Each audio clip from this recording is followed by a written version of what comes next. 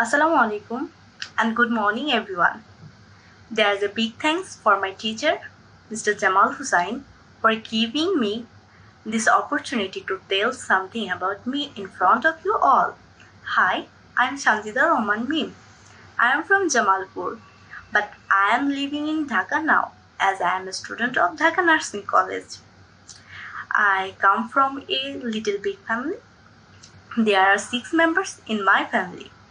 It's my father, mother, 2 little younger brother, my grandmother, and me.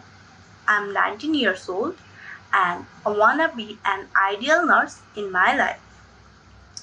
My favorite subject is chemistry and my favorite color is blue. In my free time, I love to listen music. I also love to spend my free time with my friends as it removes my monotony. Okay, that's all from me and hope you a very good day. Allah Hafiz.